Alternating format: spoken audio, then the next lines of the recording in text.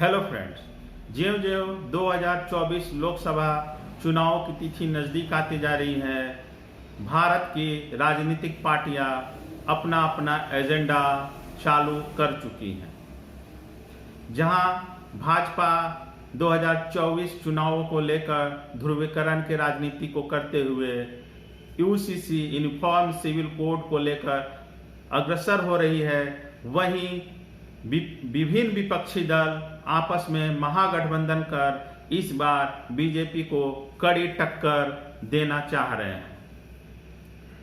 जहां कुछ दल इस मुद्दों को लेकर आगे बढ़ना चाह रहे हैं, तो वहीं कुछ लोग प्रोपेगेंडा और दूसरे अन्य मुद्दों को आगे कर 2024 चुनाव में अपनी बढ़ोतरी करना चाह रहे हैं, सीटों में बढ़ोतरी करना चाह रहे हैं। तो दोस्तों, हम इस बारे में डिटेल से बात करेंगे। तो अगर आप लोगों ने अभी तक हमारे चैनल को सब्सक्राइब नहीं किया है तो प्लीज़ जल्द से जल्द सब्सक्राइब कर लें। दोस्तों, अब हम बात करते हैं कि कल प्रधानमंत्री ने क्या कहा, उसके बाद हम इस खबर पर विस्तार से आएंगे। कल प्रधानमंत्री ने भोपाल में ऑनलाइन माध्यम से अपने कार्यकर्ताओं को संबोधित किया। इसको लेकर प्रधानमंत्री ने कहा कि देश में समान नागरिक संहिता को लेकर कहा जाता है कि एक घर में दो कानून लागू हैं, लेकिन भाजपा अब इसे नहीं मानेगी और आने वाले समय में पूरे देश में यूनिफॉर्म सिविल कोड लागू किया जाएगा और एक घर में दो कानून नहीं लागू होंगे। प्रधानमंत्री ने कहा कि देश में समान नागरिक संहिता को लेकर कहा कि एक घर दो कानून नहीं चल सकता। उन्होंने कहा कि एक घर में परिवार के एक सदस्य के लिए एक कानून और दूसरे सदस्य के लिए दूसरा कानून नहीं होगा। फिर ऐसी दोहरी व्यवस्था देश में कैसे चल पाएगी? हमें याद रखना है कि भारत के संविधान में भी नागरिकों के समान अधिकार की बात कही गई है। प्रधानमंत्री मोदी मंगलवार को भोपाल में भाजपा के कार्यक्रम को संबोधित कर रहे थे। पीएम ने कहा कि मुसलमानों को यह समझना होगा कि कौन कौन से राजनीतिक दल उन्हें भड़काकर उनका फायदा लेकर उन्हें बर्बाद कर रहे हैं। आगे उन्होंने कहा कि हम देख रहे हैं कि समान नागरिक संहिता के नाम पर लोगों को भड़काने का कार्य किया जा रहा है। उन्होंने कहा कि भाजपा ने तय किया है कि वह तुष्टीकरण और वोट बैंक की राजनीति के बजाय संतुष्टीकरण के रास्ते पर चलेगी। कुछ लोगों को तुष्टीकरण की नीति से देश विनाशकारी स्थिति पर पहुंच चुका है। हम मानते हैं कि देश का भला करने का रास्ता तुष्टीकरण नहीं है। उन्होंने कहा कि सुप्रीम कोर्ट ने भी समान नागरिक संहिता की वकालत की है। भारतीय संविधान भी देश के लोगों को समान नागरिक संहिता की बात करता है, लेकिन वोट बैंक की राजनीति करने वाले लोग इसका विरोध कर रहे हैं। उन्होंने आगे कहा कि ये लोग हम पर आरोप लगाते हैं, लेकिन हकीकत यह है कि वे ही मुसलमानों को मुसलमान करते रहते हैं और इन्हीं विपक्षी दलों ने अभी तक मुसलमानों के उत्थान के लिए कोई कार्य नहीं किया है। तो इस प्रकार प्रधानमंत्री की बातों से लग रहा है कि भारत सरकार 2024 चुनावों से पूर्व यूनिफॉर्म सिविल कोड किसी भी कीमत पर देश में लागू करके रहेगी। अब आइए दोस्तों, बात करते हैं सबसे पहले कि यूनिफॉर्म सिविल कोड है क्या। यूनिफॉर्म सिविल कोड एक तरह का पर्सनल लॉ है, जिससे देश में विभिन्न जातियों धर्मों के पर्सनल लॉ, कस्टमरी लॉ के अनुसार बनाया गया है। अर्थात अगर आप मुसलमान हैं तो आपका जो कुरान है, हदीस है, उसमें जो लॉ है, चाहे आपके जो कस्टम्स हैं, आपकी जो रूढ़ियाँ हैं, जो आपके पुरखों के ज़माने से जो नियम कानून चले आ रहे हैं, उनको लेकर कुछ पर्सनल लॉ हैं जो दूसरी जातियों दूसरे धर्मों में लागू नहीं होते हैं, वो सिर्फ आपके जातियों धर्मों में लागू होते हैं। इन कानूनों में बदलाव किया जा रहा है। या फिर बात मुसलमानों की ही हम क्यों करें, भारत के बहुत से आदिवासी बहुल क्षेत्र भी हैं जहां उन आदिवासियों का अपना कस्टमरी लॉ है। उनके कानून के हिसाब से ही कानून चलता है, उनके कानून को कोर्ट मान्यता देती है तथा संविधान के द्वारा भी इन लोगों का मान्यता प्राप्त है। तो उन नियमों को भी बदल कर आप यूनिफॉर्म सिविल कोड में एक नियम एक कानून के अंतर्गत लाया जाएगा। हिंदुओं में भी मिताक्षरा और दया भागा स्कूल ऑफ लॉ है।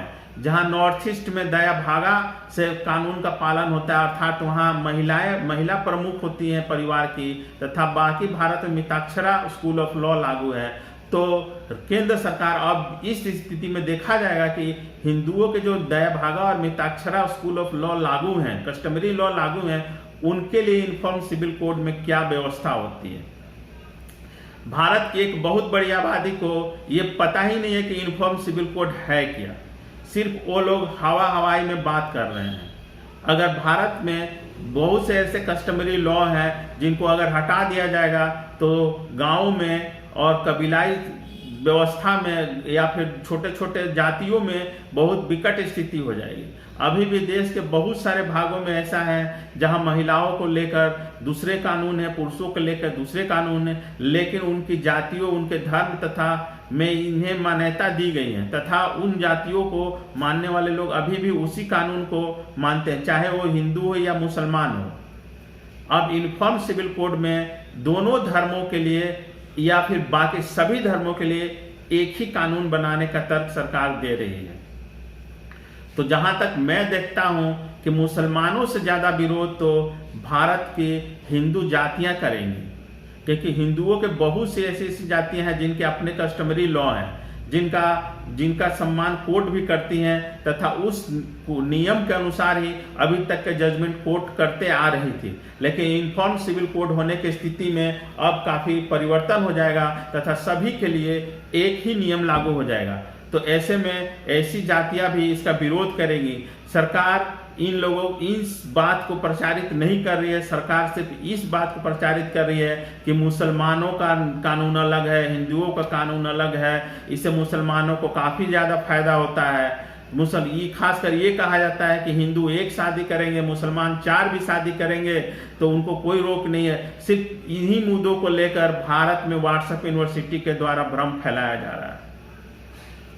अगर हम बात करें मुस्लिम लॉ की, तो 2, 3 या 4 शादियां करने का जो नियम लागू हो, काफी कठिन नियम है, उसको पालन करना संभव नहीं है। आप अपने आसपास अगल बगल ही देखिए कि कितने मुसलमानों ने 2, 3, 4 शादियां की हैं। इसे सिर्फ एक प्रोपेगेंडा की तरह यूज किया जा रहा है। हिंदुओं के मन में मुसलमानों के द्वारा इसको दिखाया जा रहा है कि मुसलमानों को ये फायदा है, वो फायदा है, लेकिन ऐसा कुछ है नहीं।